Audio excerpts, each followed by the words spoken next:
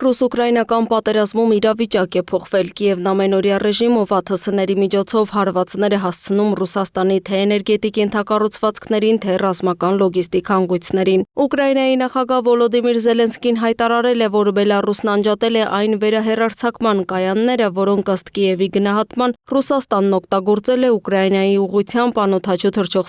համակարգման համար։ Զելենսկին միաժամանակ նշել է, որ դեռ պարզ չէ կայանները պարզապես դադարեցվել են, թե ապամոնտաժվել։ Ուկրաինայի նախագահը նախկինում նաև զգուշացրել էր, որ անհրաժեշտության դեպքում երկրի զինված ուժերը կարող են ինքնուրույն թիրախավորել այդ ենթակառուցվածքները։ Մինչև Զելենսկին հայտարարություններով է հանդես գալիս, այդ ընթացքում ռուսական կողմը հայտնում է, որ ԱԹՍ-ների հարվածից հրդեհ է բռնկվել Կրասնոդարի երկրամասի Պոլտավսկայա նավթաբազայում, որտեղ վնասվել են մի քանի ռեզերվուարներ։ Միաժամանակ հաղորդվում է Ուֆայի նավթավերամշակման գործարանի վրա հարձակման մասին, ինչն ընդգծում է Ուկրաինայի կողմից Ռուսաստանի էներգետիկ ենթակառուցվածքների նկատմամբ շարունակական ճնշումը։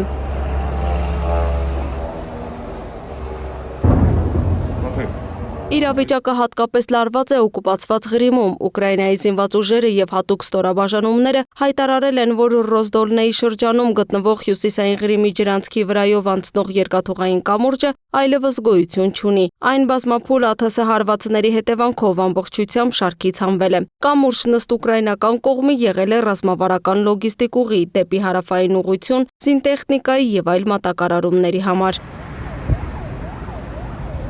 Վերջին օրերին հաղորդվում է Ղրիմի այլ ենթակառուցվածքների վնասման մասին՝ էլեկտրական ենթակայաններ, երկաթուղային հանգույցներ։ Արևմտյան եւ ռազմական վերլուծաբանների գնահատմամբ այս հարվածները նպատակ ունեն թուլացնելու Ռուսաստանի մատակարարման շղթաները եւ ստիպելու ուժերի վերաբաշխում դեպի Ղրիմի պաշտպանություն։ Միաժամանակ ըստ միջազգային ռազմական հետազոտական կենտրոնների Կրեմլը կարող է փորձել օգտագործել միութենական պետության մեխանիզմները Բելարուսին ավելի ակտիվորեն ներգրավելու պատերազմի մեջ։ Վերլուծությունների համաձայն հնարավոր է նաև բելարուսական քաղաքացիների ներգրավում Ռուսաստանի բանակի շարքերը, ինչը կարող է խորացնել տարածաշրջանային լարվածությունը։ Գդանսկում նախատեսված Ուկրաինայի վերակառուցման միջազգային համաժողովի հետ կապված մեկնաբանությունները եւս ցույց են տալիս, որ Կիևի շուրջ ձևավորվում է աջակցության նոր դինամիկա, ներառյալ տարբեր եվրոպական առաջնորդների տարբեր գնահատականներ Վոլոդիմիր Զելենսկու մասնակցության վերաբերյալ։ Ռուսաստանի նախագահ Վլադիմիր Պուտինն իր հերթին հայտարարել է, որ Ուկրաինայի հարվածները Ռուսաստանի քաղաքացիական ենթակառուցվածքներին չեն կարող ազդել ռազմաճակատի իրավիճակի վրա, դրանք որակելով որպես ահաբեկչական գործողություններ։ Կիևն այդ մեղադրանքները սակայն հերքում է, ընդգծելով, որ թիրախավորվում են միայն ռազմական եւ լոգիստիկ օբյեկտները։